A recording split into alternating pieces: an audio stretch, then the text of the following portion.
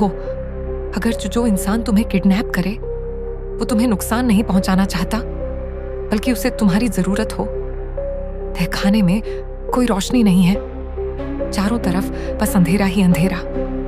एक कोने से हल्की सी रोशनी आ रही है, जिसमें सिर्फ इतना दिखाई देता है, बंधे हुए हाथ और पैर जो छूटने की कोशिश कर रहे हैं। वह बार बार कोशिश करती है, लेकिन रस्सियां नहीं खुलती, बल्कि हर बार और कस जाती हैं।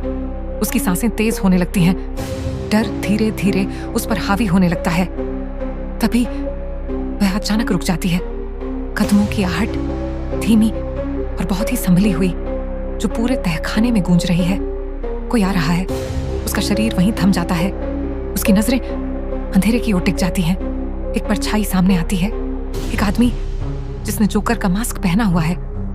कोई पहचान नहीं, कोई भाव नहीं, बस एक मुस्कान जो इंसानी नहीं लगती। वह धीरे धीरे उसके पास आता है, शांत, बहुत ज्यादा शांत। डर लग रहा है ना? उसकी आवाज नरम है। डरने की जरूरत नहीं है। वह उसके पास बैठता है, उसके मुंह से टेप हटाता है और एक सैंडविच निकालता है। मुझे बस तुम्हारी मदद चाहिए, उसके बाद तुम आजाद हो जाओगी। आजाद, ये शब्द उसके दिमाग में गूंजने लगता है। और फिर वह एक और बात कहता है, जल्द ही तुम अकेली नहीं रहोगी। खामोशी। वह उठता है, अंधेरे में वापस चला जाता है और गायब हो जाता है। दरवाजा बंद हो जाता है। कुछ देर बाद वह धीरे धीरे अपनी आंखें खोलती है, अब भी बंधी हुई, अब भी अकेली, या शायद अब अकेली नहीं है। Cut to police station west माहौल। फाइलें, फोन, दबाव। एक ट्रेनी ऑफिसर भागते हुए अंदर आता है। उसे तुरंत एक केस सौंपा जाता है। एक लड़की लापता है। उसकी तस्वीर पूरे देश में भेजी जा रही है।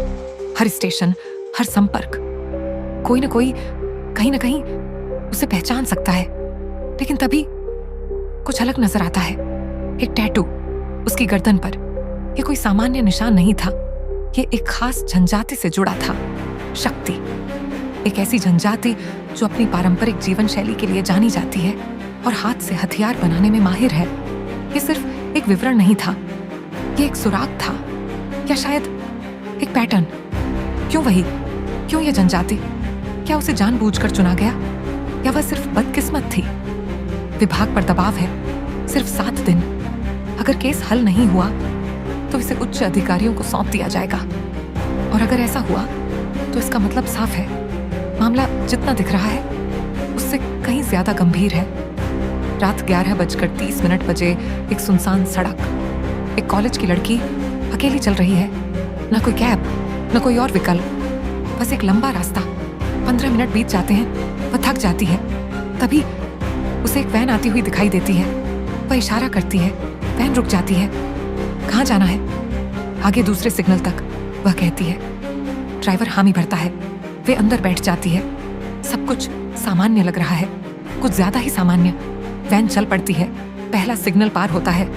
फिर अचानक वैन धीमी हो जाती है, रुक जाती है। वह कुछ समझ पाती उससे पहले सब कुछ बदल जाता है। अंधेरा, खामोशी, और वैन एक अलग रास्ते पर मुड़ जाती है। शहर से दूर, एक सुनसान जगह की ओर। 2 लड़कियां, एक लापता, एक अगवा और एक आदमी जो खुद को खतरा नहीं मानता, बल्कि एक मकसद वाला इंसान। वह इन लड़कियों को क्यों निशाना बना रहा है? क्या कोई संबंध है, कोई पैटर्न? वह चाहता क्या है? और सबसे बड़ा सवाल, जब वे अकेली नहीं रहेंगी तब क्या होगा? कभी कभी सबसे खतरनाक राक्षस पीछा नहीं करते, वे इंतजार करते हैं, जब तक तुम्हें यह समझ न आ जाए कि तुम्हें क्यों चुना गया।